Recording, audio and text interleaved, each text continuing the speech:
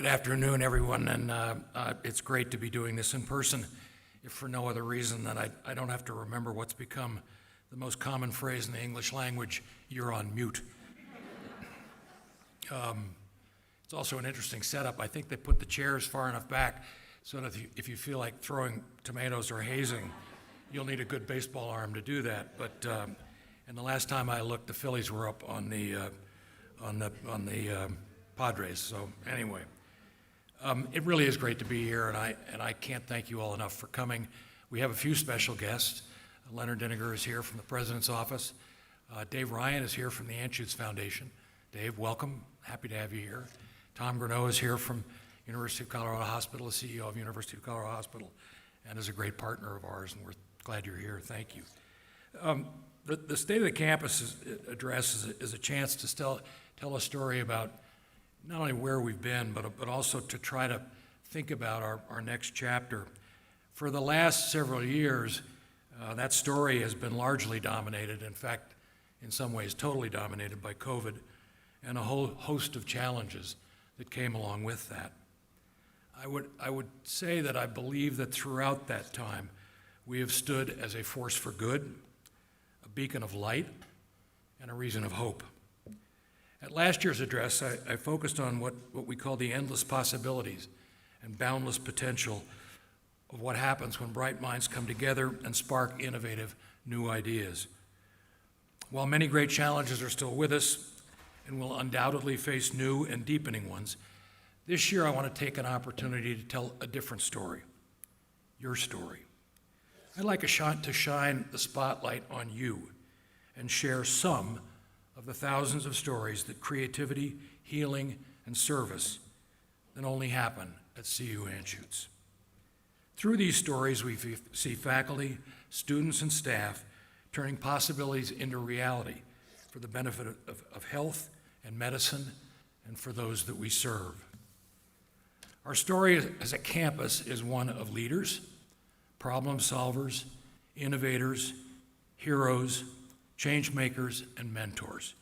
It's one of dreaming big, taking leaps, taking risks, delivering hope, and working toward a bright future.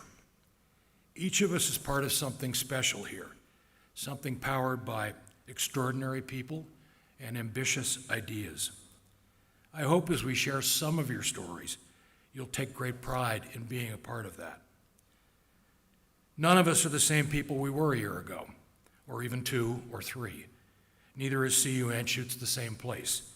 In fact, I would tell you that I believe we're even stronger, even more resolute in our mission, and more united in our common purpose. In preparing for today, I was struck by the sheer volume of opportunities to spotlight your incredible work. What shone through them all is a proof that the spirit of collaboration is alive and well, and a sense that if you can dream it here, it's possible. Take brain health, for example. From advancing discovery in Alzheimer's disease and dementia to treating anxiety and depression, our people are at the forefront. Hunt Potter, sitting over there somewhere, has demonstrated the game-changing power of asking a different question. He made waves recently showing that 2 commonly used psychedelics, sorry. I may have had a few before this, so it's anything's possible. I'll get there, I promise. 2 commonly used psychiatric drugs, makes more sense, doesn't it? May improve cognition in patients with Alzheimer's disease, potentially giving new hope to 6 million Americans living with this devastating illness today. In the arena or area of mental and behavioral health, our leadership is profound. Take Spiro Manson. He has partnered with hundreds of American Indian and Alaskan Native communities over 4 decades to break down cultural barriers and harmful stigma related to mental health care. It is no exaggeration to say that he has become our country's go-to expert for solutions to health issues facing American Indian and Alaskan Native communities. Through its first-of-a-kind partnership, Neil Epperson and the Department of Psychiatry team, along with Children's Hospital, are opening a mental health day treatment program for students in the Cherry Creek school system. Together, they're helping address what's been called a pediatric mental health state of emergency in Colorado. And that's just the tip of the iceberg when it comes to what's taking place here in mental health. Let's turn to the powerful story of the School of Medicine assistant professor, Mokasha Patel's journey of recovery from a severe brain disorder and the life-changing impact of the care he received here. So I first began having symptoms of OCD when I was maybe 4 or 5 years of age, and I was diagnosed in high school, so around 2007. Since then, I've seen about 13 to 14 healthcare professionals in 3 different cities. I've tried, I think at last count, 13 to 15 different medications. Most of my patients who are considering deep brain stimulation have been suffering for years, and they've tried treatment after treatment. They've had providers tell them that they must want to be sick because they aren't getting better. OCD for me was ubiquitous. I had obsessions about just about everything, and so my rituals were in an attempt to try to reduce that anxiety. There were a lot of different rituals, but I think the most debilitating ones was I would not use any restroom besides my own. As a resident, I was struggling. Resident shifts can range anywhere from 12 to 28 hours. And so not being able to use public restrooms at that time was very problematic. My supervisors quickly noticed that what I was doing was not sustainable and literally saved my life by plugging me in with Rachel Davis. Pretty quickly, she realized that I was probably a candidate for more advanced treatment. We're one of just a few centers in the world that offer deep brain stimulation for OCD as a treatment option.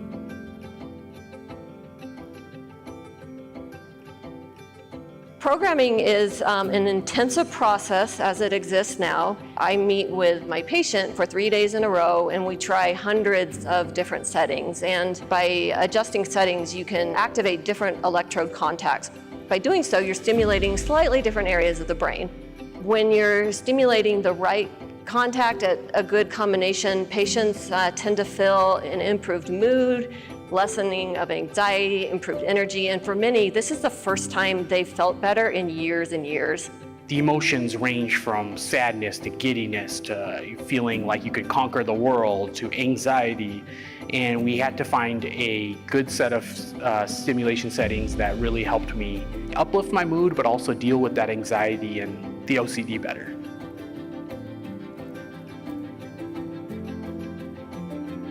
Exposure and response prevention basically means you expose yourself to your fears and then you don't do your rituals. So it sounds simple, right? But the person with OCD knows their fears don't make sense at all. But because it feels so real, it still feels impossible not to engage in rituals. Moksha had limited ability to engage in exposures before DBS. Since the surgery, my exposure response prevention therapy has really taken off. I'm able to go into public restrooms, I can throw things away in public garbages, touch dirty objects, not wash my hands. I literally feel like I was reborn after the procedure. For me, it is so amazing to see someone just begin to experience relief and have a little bit of hope. I get to work with them to help them figure out what do they want their life to look like? How do they build meaning? How do they build purpose? Where do they go from here? And it's really pretty cool to be able to be a part of that. I had logically, cognitively given up hope. I didn't think I would ever get better. And I didn't know this miraculous treatment for me was on the horizon. So don't give up hope. Dr. Patel and Dr. Davis are here with us today, so please give them a hand.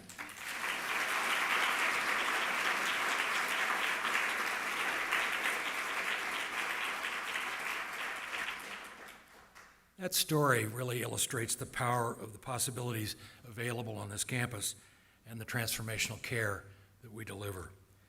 Shifting gears, on the frontier of personalized medicine, we're blazing trails.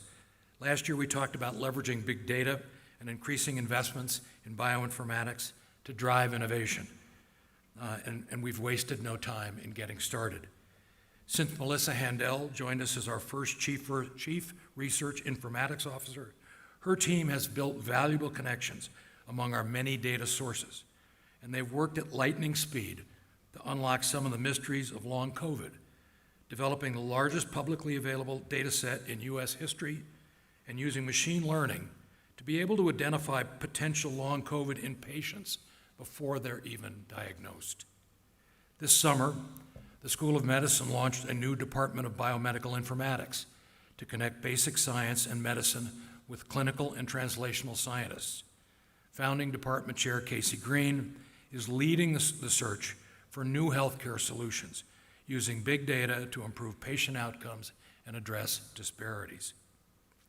Whether by solving the puzzles of rare diseases or using patients' own genetic information to inform their treatment, examples of harnessing data for optimizing care are boundless. Talk to the team at the Colorado Center for Personalized Medicine, and you'll learn about possibilities already at our fingertips.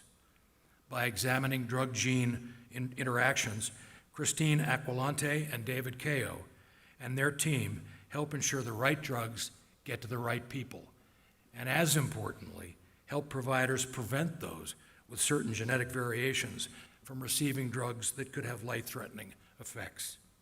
At the population level, Christy Crooks and her team of genetic counselors are using biobank data to screen for life-altering genetic variants, like the BRCA genes mutations, that may indicate high risk for breast or ovarian cancer.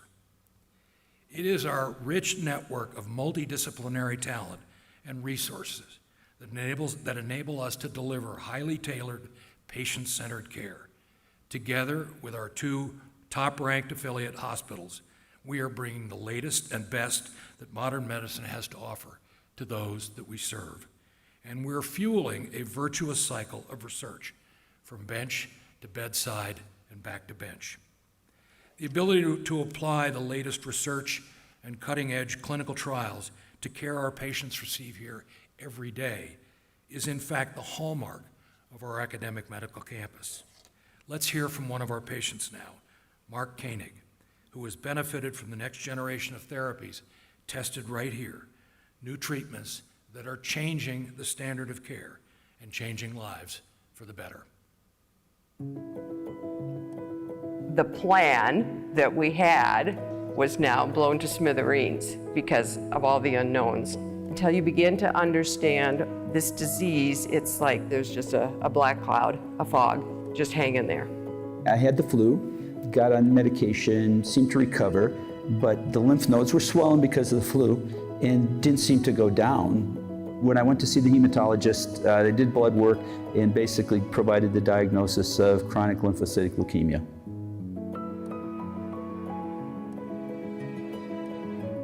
The plan was we would relocate to Colorado and we would go back and forth to Duke every 3 months, and then I would find a doctor here that would kind of be my liaison.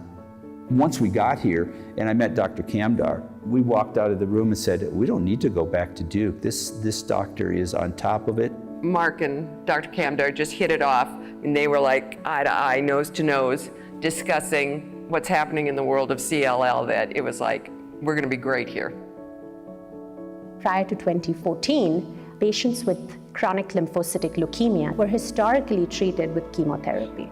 And chemotherapy worked in only 20% of patients with CLL. At that point in time when I had seen Mark and Sharon, thankfully Mark did not require therapy. CLL is a chronic disorder. We offer treatments when treatments are needed. We had more data that was generated off of the clinical trial that was open at Anschutz. I knew that the second generation drug worked. And then finally, because of the clinical trial at Anschutz, about 3 years later, it got FDA approved. And right then, Mark actually needed treatment. We were both dreading the day that we would go see Dr. Kamdar and she would say that it's time to start treatment. Because with many diseases, it's like things are so bad, now we have to give you something for it because this is the beginning of the end. So I don't think we realized that treatment wasn't the beginning of the end. It was the beginning of the attempt to get life back to normal. This second generation inhibitor has worked wonders for Mark. I could see the results of the trial that had been done. People were doing fine, 80 to 90% of them had a survival rate for 3, 4, 5 years. I think there was a reassurance that I'm going to be one of those 80% that's going to be fine for 5 years or 10 years, or maybe longer. His journey with the CLL has been very similar to anyone else's journey with another chronic medical condition, be it high blood pressure, be it diabetes. I take my pill twice a day and I move on. I don't know what the end is. I just know that there's additional treatments. And if and when this fails, there'll be something there because people like Dr. Kamdar are doing the research to help make that happen. Of the 10 or 11 trials that we have opened, we have so far had FDA approval for nearly 80% of those trials, which means our patients were fortunate enough to get on those studies at least 4.5 years earlier than when the FDA approved it. I have not prescribed chemotherapy since 2014 for any patient with chronic lymphocytic leukemia. So truly believe that clinical trials is the key to curing cancers. This is the hub of research in the whole Western United States. It's the personal thing too when I come here. It's just, I feel very welcome. And to knowing that it's personal, but I also have access to the latest, greatest, best research that's going on in not only Colorado, but the whole United States. This is simply an amazing place, and it's truly humbling as far as there are individuals, many individuals like you, who are working on so many things to make life better. I want to also say how inspiring Mark and Sharon are to me and my team. There are many, many Mark and Sharons in our clinic, wherein initially the conversation was around their journey with lymphoma. And now the conversation is around how many trips have they taken, what is on their bucket list, what do they want to do, have they been able to meet their kids, have they had fun? And that is the most gratifying part of my journey as a physician.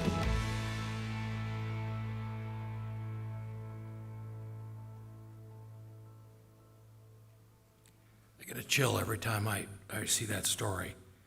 When we look to what's next in modern medicine, cellular, regenerative, and genetic therapies clearly hold tremendous promise. And we are uniquely equipped, I would argue, to lead at the forefront of innovation in those ideas. With the Gates Center and the Gates Biomanufacturing Facility right here, and the top talent that we have, and an unrivaled innovation ecosystem, we are already at the forefront. Earlier this year, a transformational gift from the Gates Frontiers Fund created the Gates Institute to take this work to greater heights. Dr. Terry Fry, a world leader in CAR T-cell therapies, is its first executive director. He is working to launch the Institute early next year on the strong foundation built by longtime Gates Center Director Dennis Roop and his team. Dr. Fry calls this a pivotal moment and one that will change the face of medicine as we know it today. We just heard from Anali Kamdar a moment ago. Her work in CAR T-cell therapies offers a glimpse of what is possible in this burgeoning field. Her involvement in a global clinical trial recently led to a fast-tracked FDA approval of a new CAR T-cell therapy for large B-cell lymphoma. One of the most aggressive lymphomas, it evades standard chemotherapy and stem cell transplantation in many patients. This new therapy, called Lysocell, was previously available to patients only after they'd failed the other two treatments. Now it is a safe, non-toxic option for more people with lymphoma sooner. The Gates Institute, along with the Bioscience 5 and the state-of-the-art facilities in this very building, are among the latest pieces in our innovation ecosystem. We continue to draw industry partners attracted by our world-class assets, our entrepreneurial spirit, and our limitless potential. Last year, I told you that we're going to build a healthcare innovation institute to further accelerate breakthroughs and spur partnerships. That effort is bearing fruit. Our first project is a company called OncoVerity. Launched in August, it is a joint venture with us, UC Health, and a major Belgian pharmaceutical company. Thanks to Clay Smith, Craig Jordan, and the CU Innovations team led by Kim Muller, we are using sophisticated data on acute myeloid leukemia to help hone novel therapeutics for patients who can most benefit from new targeted therapies. That team is sitting right here in the front row, and I wish you'd give them a hand.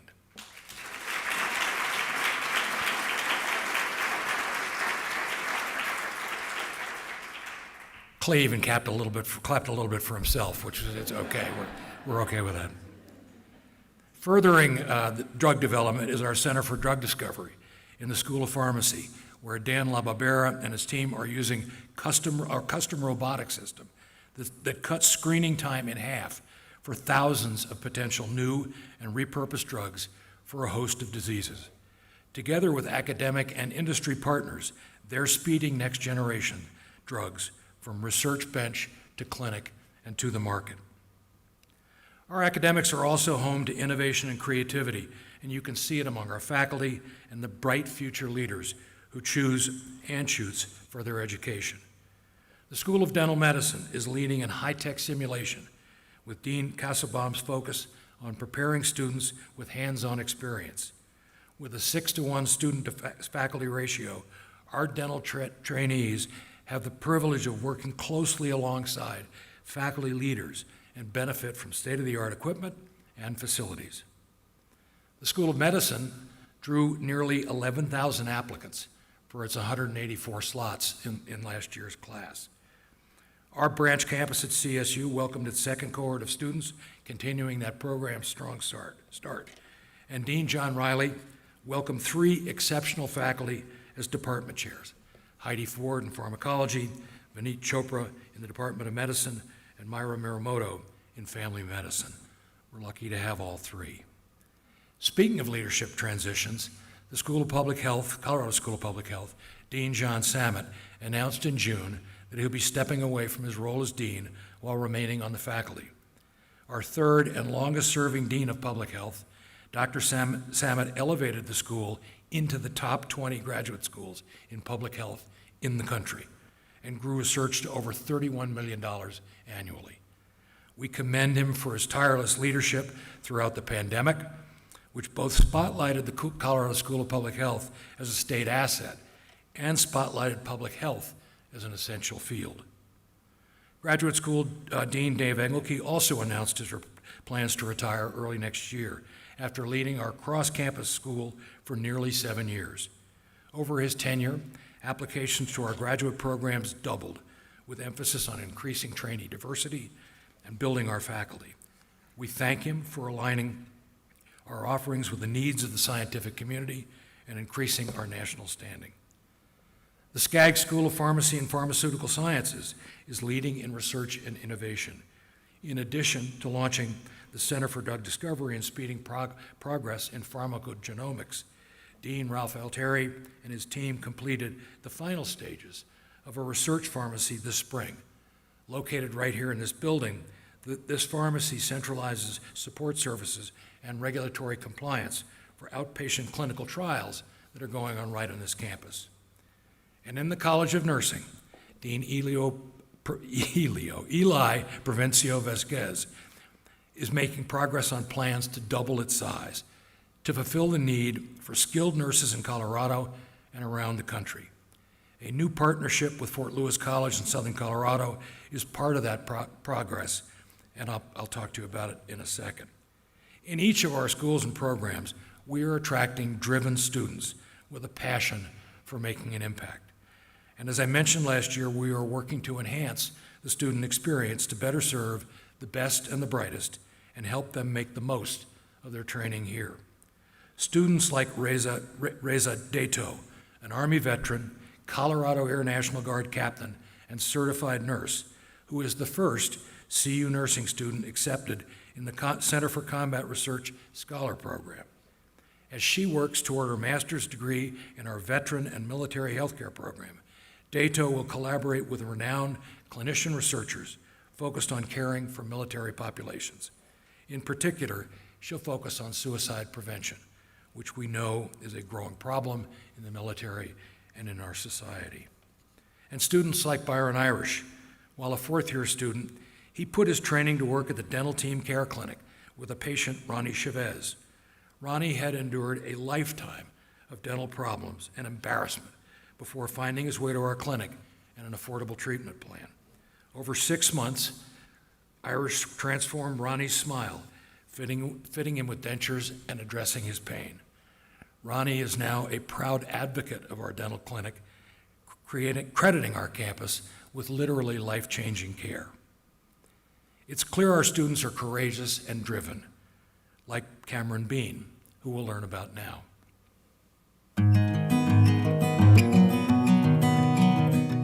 I would have to say my first proper impression of CU was actually visiting the campus. After I had decided to apply to it, the atmosphere is amazing, campus is beautiful, people are friendly. Yeah, it kind of won me over really, really quickly. I'm really glad to be going to CU for medical school. I kind of knew I belonged near the mountains. It's what just felt like home to me. There aren't any practicing physicians in my tribe. I'm told that I would be the only one once I graduate medical school.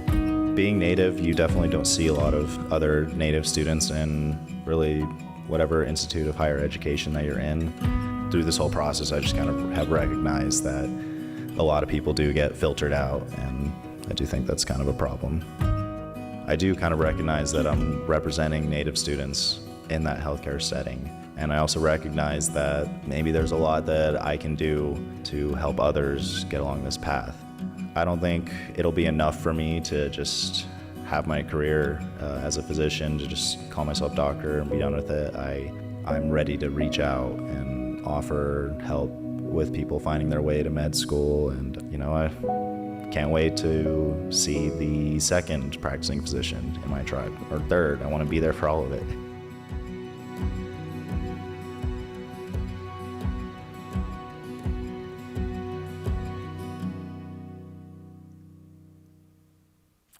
Our students are inspiring. Along with our faculty and staff, they are making an impact on our campus and our community. Just talk to Amy Barnard, whose nonprofit after-school program, Think Like a Scientist, reaches area elementary schools kids with hands-on STEM activities. Run by our student volunteers, this program brings the wonder of science to schools that are truly in need, and it does so to great acclaim. One of the fourth grade participants said, "On a scale of 1 to 10, I rate this class 1,000. A campus group called CU Street Medicine, launched by students Rebecca Henkind and Kiera Connolly, connects CU Anschutz students with community partners who offer medical and non-clinical services to people experiencing homelessness and housing insecurity. Together with faculty mentors, they are removing barriers to quality care. With Russia's invasion of Ukraine, Dave Young felt a call to help. The emergency medicine professor flew to Krakow, Poland, as part of a medical team last April, eventually crossing the border into Ukraine. For 3 weeks, that team provided care for displaced citizens out of backpacks and bins full of medicine and equipment. They treated everything from sprains to pulmonary disease and trained others with the help of an interpreter. It's a truly sense of dedication to medicine. Dedication to making an impact is evident in Eduardo Davila's Pathway programs, designed to reach students at different phases of their education to ignite their passions and support their progress. Pike Prep is one of those programs. Co-directed by Carlos Catalano, it helps aspiring MD, PhDs, and PhDs from underrepresented backgrounds pursue graduate level training by pairing them with mentors and providing research experience. My name is Eduardo Davila. I serve as the director and the PI for the Pike Prep program. The Pike stands for Preparation and Interdisciplinary Knowledge to Excel, and the PREP stands for the Post-Baccalaureate Research Education Program. I grew up in an environment in El Paso, Texas, where historically we didn't have a lot of mentors, and pursuing an education career beyond high school wasn't a top priority for us. Having a true passionate and committed mentor was really transformative in my life. I wanted to offer that same opportunity to other students within our region. The Pike Prep program is intended to foster the next generation of individuals interested in pursuing an MD, PhD, or a PhD. This focuses on individuals coming from underprivileged or underrepresented groups. He's a first-gen student himself. He was building his career while also trying to build a family at the same time. To me, that's crazy. I couldn't even imagine trying to do all this and start a family. My name is Xander Bradeen. I was born and raised in Colorado. I've kind of lived all over Colorado, but I consider Arvada my home. In first grade, I was diagnosed with a technoplate glioma, which is a benign brain tumor. My parents both came out of that diagnosis sobbing, and I started crying because I didn't know what was going on. But then my doctor sat me down, showed me a picture of my tumor, started explaining to me what was going on, what they had to do. And I just thought it was just the most fascinating thing in the world. I thought, that's what I want to do. I want to be a doctor. My name is Leah Nez. I was born on the Navajo Reservation in Monument Valley, Utah.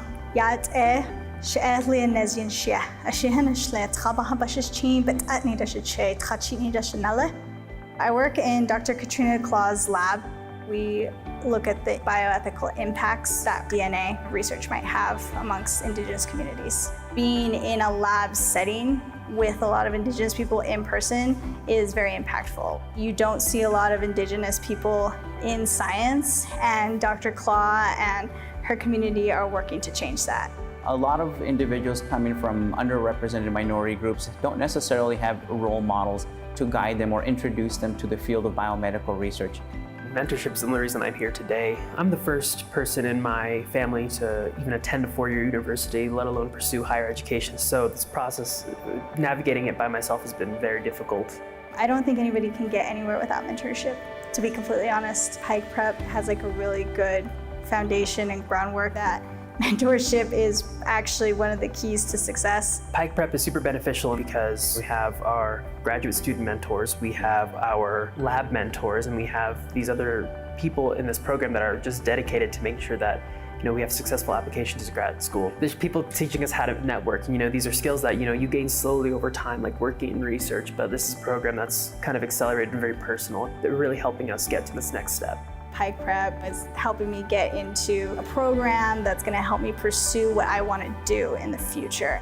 I am very interested in the field of bioethics. Bioethics helps us understand the moral and ethical obligations that researchers have to the people that they research.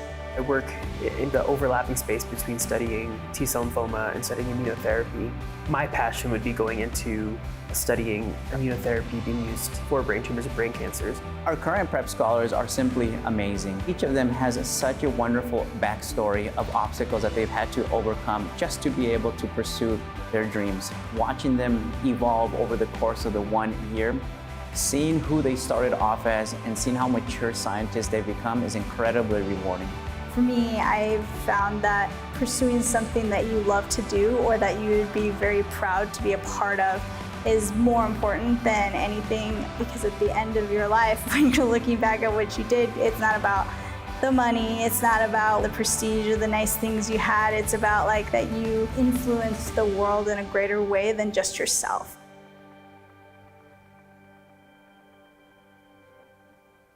Dr. Davia and some of his students are here with us today, so please give them a hand.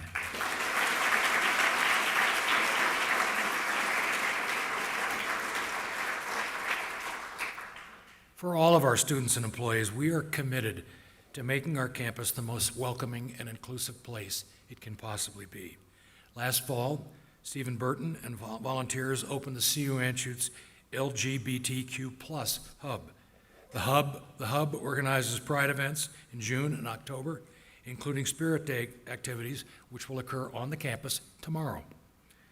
And it's our first campus-wide organization serving the LGBTQ+ community. We recognize that CU Anschutz is such a special community because of these and so many other hardworking faculty and staff. Among our top initiatives is investing in our people. To that end, we are bolstering career pathway programs, like the one pioneered in our advancement office and overseen by Maria Hernandez. A CU alumna, Maria started as an assistant here 8 years ago, quickly rising through the ranks to be an administrative manager. Today, she shepherds others through the program that she helped develop through her own journey, ensuring that assistants gain training to bring new roles into reach. It's a proven model and one that we'll be emulating across the campus. We are proud of these efforts and we're proud of all the progress of the vital efforts we're making in the area of health equity. Last year, I told you that we were launching a Center for Health Equity. We're actively engaged in the search for its inaugural director. We have Regina Richards and Mark Ernest to thank for leading the effort to bring that center to fruition. It's one of the many, and I mean many, complementary efforts focused on diversity, equity, and inclusion on our campus and outreach to our community. Another one is the Aurora Wellness Community.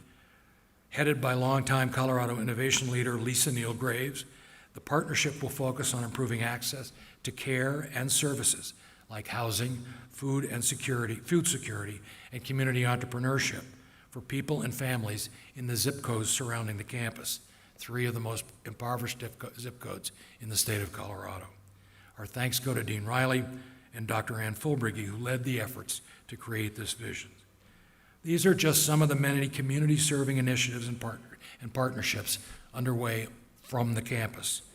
We are expanding our reach through the partnership of CU Nursing and Fort Lewis College in Durango, as I mentioned a moment ago. Dean Eli Provencio Vasquez and Amy Barton are leading this effort aimed at tackling the nursing shortage in our state and boosting rural and indigenous health care. Next fall, students, many first generation, can earn a 4-year culturally competent nursing degree at Fort Lewis College in CU at Fort Lewis from CU. This collaboration promises to begin to reduce inequities, improve access, and diversify the nursing workforce, particularly in the Four Corners region. And it was made possible with the support of CU Nursing alumni Karen Zink and her family, and a grant from the Colorado Health Foundation. Our expertise spans the scope of human health and medicine, and it's essential that we focus on being future-ready in a world full of challenges. We have a role to contributing knowledge and serving as a voice for evidence-based science.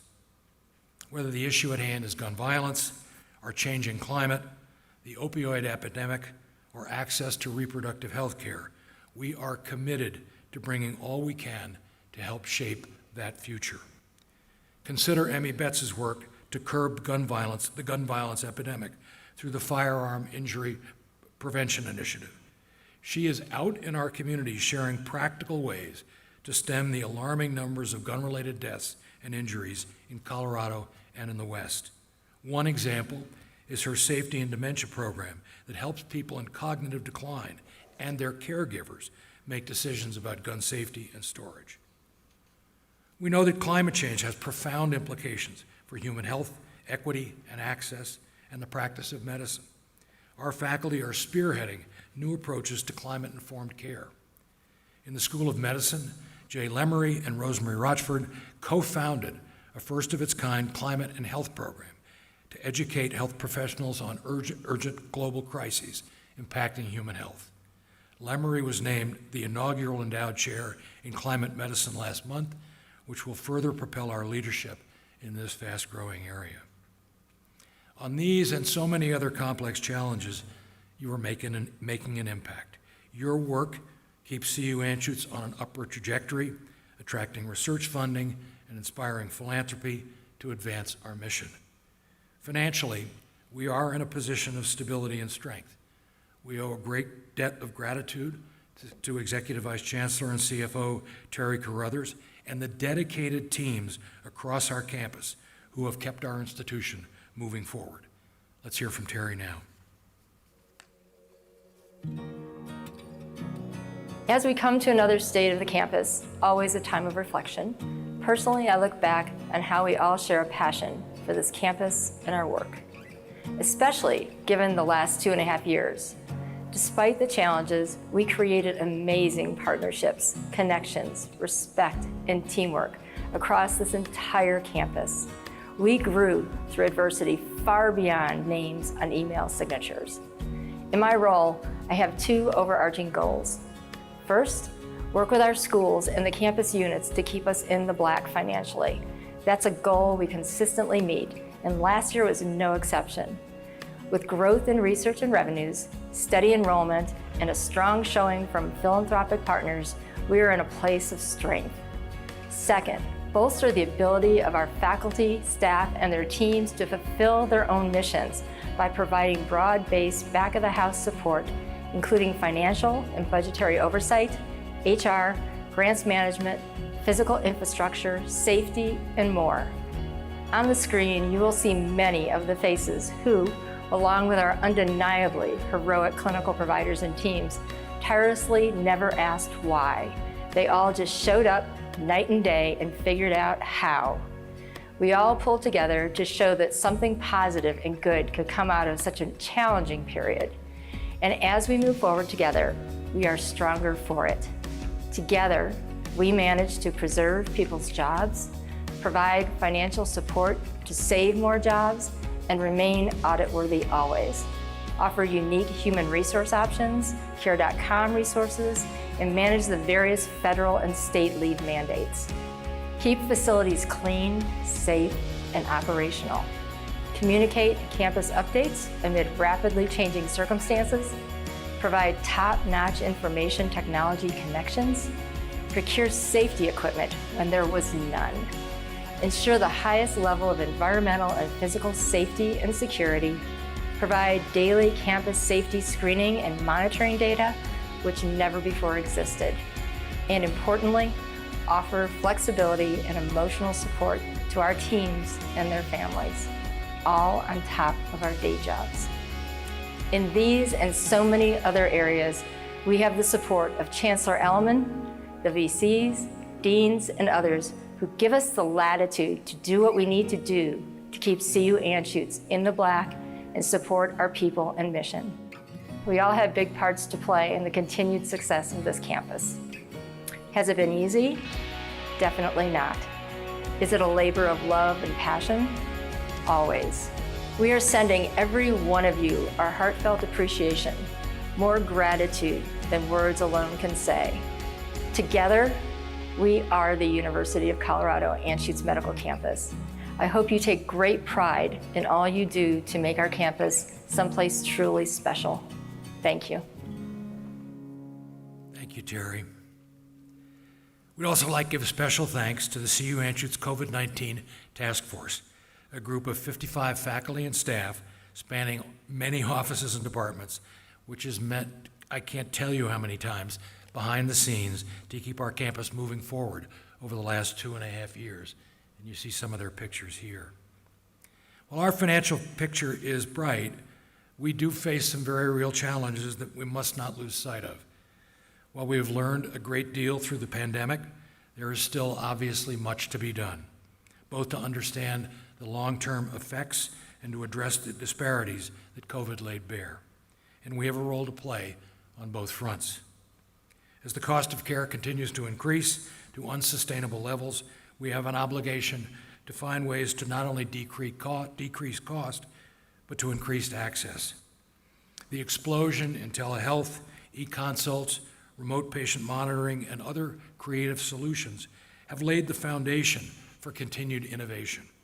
This is a sweet spot for us, and we have to capitalize it for the benefit for those that we serve. On campus, we are continuing our return to the pre-pandemic state of affairs, which comes with some adjustment, and it isn't always easy. It is wonderful to host so many of you here today. Know that we will continue to build on the lessons we've learned to enrich our connected and collaborative working and our learning environment. I have every confidence that we'll get through our current challenges and the unforeseen challenges yet to come, and wind up stronger for it, because we've proven it again and again. This afternoon, I have shared just a fraction of the amazing efforts happening here every day. While different in focus, these stories speak to the vital role you have all made in making possibilities realities. It is by dreaming big, forging connections, and supporting one another that you make bold breakthroughs happen. By welcoming diverse perspectives and encouraging and courageously exploring new frontiers, you enrich our community and you advance our progress.